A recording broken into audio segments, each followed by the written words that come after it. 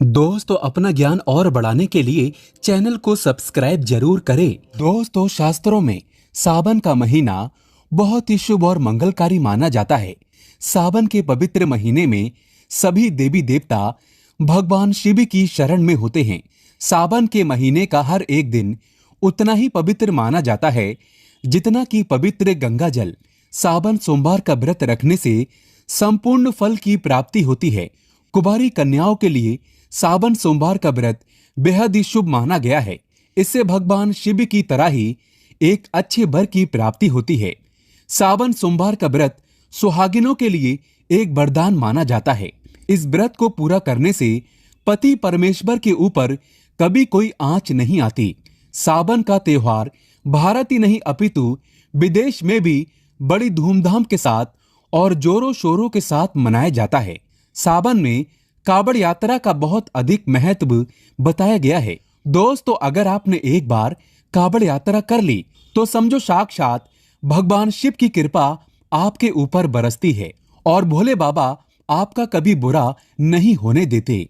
अगर आपके माता पिता नहीं हैं और संसार में आपका कोई नहीं है तो आप जगत पिता शिव शंभू को अपना माता पिता मान सकते हैं। भगवान शिव अपने सच्चे भक्त की पुकार अवश्य सुनते हैं। दोस्तों, लेकिन क्या आप जानते हैं सावन के पवित्र महीने में शिवलिंग पर घर का ऐसा जल भूल कर भी नहीं चढ़ाना चाहिए।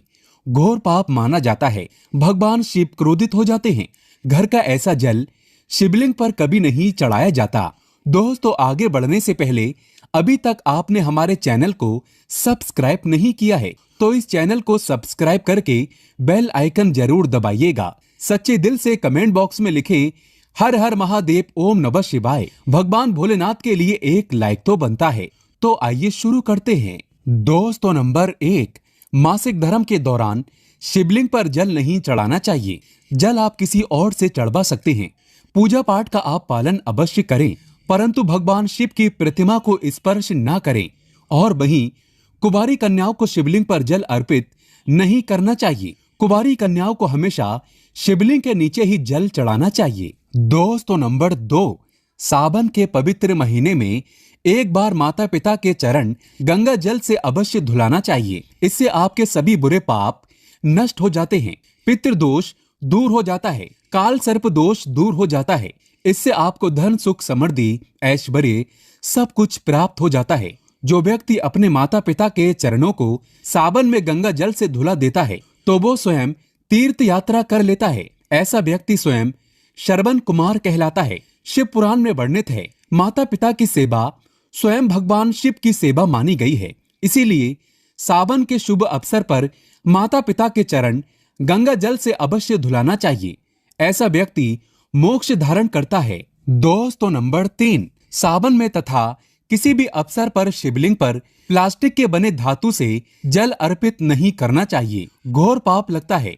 शिव पुराण में बताया गया है कि शिवलिंग पर तांबे के बने पात्र से ही जल अर्पित करना चाहिए। बहुत ही शुभ और मंगलकारी माना जाता है। हालांकि स्टील के लोटे का भी आप प्रयोग कर सकते हैं, परंतु क्या आप जानते हैं जब तांबे का और गंगा जल का एक साथ स्पर्श होता है तब धन की वर्षा होती है और इससे गंगा जल अर्पित करने से एक ऐसा शुभ योग बनता है जिससे आपका भाग्य उदय होता है। इसीलिए शिवलिंग पर तांबे के लोटे से ही जल अर्पित करना चाहिए। अत्यंत शुभ और मंगलकारी होता है। दोस्तों, ऐसा माना जाता है कि पान के पत्ते को शिवलिंग पर अर्पित करने से भोले बाबा प्रसन्न होते हैं और जातक की सभी मनोकामनाएं पूरी होती है। शिवलिंग पर पान का पत्ता अवश्य चढ़ाना चाहिए, लेकिन पान का पत्ता साबुत होना चाहिए। दोस्तों, नंबर 4, घर का कोई भी जल आप शिवलिंग पर नहीं चढ़ा सकते। जानिए क्यों। शिवलिंग पर हमेशा गंगा जल ही अर्पित करना चाहिए। साधारण जल शिवलिंग पर कभी नहीं चढ़ाया जाता। साधारण जल को पवित्र करने के लिए उसमें थोड़ा गंगा जल मिलाकर ही शिवलिंग पर चढ़ाना चाहिए। कई लोग नल आदि से, टंकी आदि से जल भरकर शिवलिंग पर चढ़ा देते हैं, जो कि शुभ नहीं अशुभ माना जाता है। आप जो जल पीते हैं वो जल शिवलिंग पर कभी नहीं चढ़ाया जाता। इससे आपको फल की प्राप्ति कभी नहीं होगी। इसीलिए साधारण जल में गंगा जल अवश्य मिला लें, क्योंकि भगवान शिव गंगा जल के स्पर्श से ही शांत होते हैं। शिवलिंग पर गंगा जल चढ़ाने से व्यक्ति का भाग्य उदय होता है, भगवान शिव की कृपा प्राप्त होती है। दोस्तों नंबर 5, सावन में बच्चों को शिवलिंग पर जल अवश्य चढ़ाना चाहिए। इससे भगवान शिव की तरह ही बच्चों का मन भी शांत होगा और वो आपकी बात भी मानेंगे। ऐसे में आपका बच्चा पढ़ाई में अव्वल होगा, इसीलिए बच्चों को शिवलिंग पर जल अवश्य चढ़ाना चाहिए। दोस्तों नंबर 6, अगर पूजा का लोटा खराब है तो उससे कभी भी जल नहीं चढ़ाना चाहिए। उस लोटे को तुरंत घर से हटा दें, ऐसा लोटा खंडित माना जाता है। दोस्तों नंबर 7, शिवलिंग पर आप बेलपत्र चढ़ा हुआ भी दोबारा से उठाकर उसे धोकर फिर से चढ़ा सकते हैं, क्योंकि बेलपत्र कभी भी अपवित्र नहीं होता।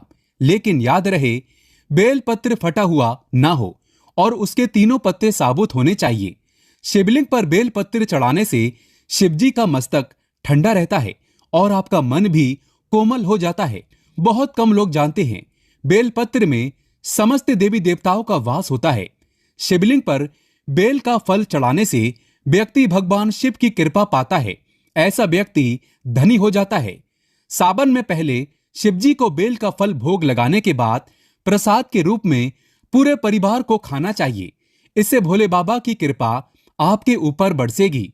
भगवान शिव आपको धन से माला माल कर देंगे। दोस्तों नंबर 8, घर का मंदिर साफ करने के लिए साधारण जल में गंगा जल मिलाकर ही मंदिर को धोना चाहिए तथा मूर्तियां आदि साफ करना चाहिए। साधारण जल से मंदिर की साफ सफाई कभी नहीं की जाती, इसीलिए साधारण जल में थोड़ा सा गंगा जल अवश्य मिला लें। इससे पूरे घर की शुद्धिकरण हो जाती है। दोस्तों नंबर 9, शिवलिंग पर भांग धतूरा और सफेद फूल तथा सफेद मिठाई अर्पित करने से, दूध दही अर्पित करने से तथा शमी के पत्ते अर्पित करने से साक्षात भोले बाबा आपकी सभी मनोकामना पूर्ण करते हैं। दोस्तों शिवलिंग पर गन्ने का रस तथा शहद और गुड़ चढ़ाने से व्यक्ति के जीवन में मिठास आती है और मीठे पकवान दान करने से जीवन में कभी भी खटास की उत्पत्ति नहीं होती। दोस्तों साक्षात गुलाब में माता पार्वती का वास होता है, शिव परिवार का वास होता है, इसीलिए शिवलिंग पर गुलाब चढ़ाने से माता पार्वती की कृपा बरसती है, भगवान शिव की कृपा बरसती है। भगवान गणेश को गुलाब का फूल अति प्रिय है, इसीलिए गुलाब का फूल शिवलिंग पर अवश्य अर्पित करें। गुलाब का फूल समस्त देवों को अति प्रिय है। दोस्तों नंबर 10, शिवलिंग पर चढ़ाने वाला जल तथा दूध पैरों में नहीं आना चाहिए, घोर पाप माना जाता है। इससे भगवान शिव का अपमान होता है। शिवलिंग पर जल चढ़ाते समय आपके पैरों में चप्पल आदि नहीं होना चाहिए। घर के अंदर अंगूठे के आकार का शिवलिंग रखना चाहिए। इससे ज्यादा बड़ा शिवलिंग घर के अंदर नहीं रखा जाता। शिवलिंग पर हमेशा जल की धारा अवश्य होना चाहिए। अगर आप शिवलिंग पर जल नहीं चढ़ा सकते हैं तो घर में शिवलिंग ना रखें, नहीं तो उल्टा आपके घर का विनाश हो जाएगा, क्योंकि शिवलिंग पर जल चढ़ाने से भगवान शिव का मस्तक ठंडा रहता है, भगवान शिव शांत रहते हैं। शिवलिंग पर कई ऐसी शक्तियां, ऊर्जाएं होती हैं जिन्हें शांत करने के लिए गंगा जल की धारा अवश्य होना चाहिए। दोस्तों अगर आप भगवान शिव से प्यार करते हैं, शिव शंभू से प्यार करते हैं, तो सच्चे दिल से कमेंट बॉक्स में लिखें हर हर महादेव, ओम नमः शिवाय। भोले बाबा के लिए एक लाइक तो बनता है।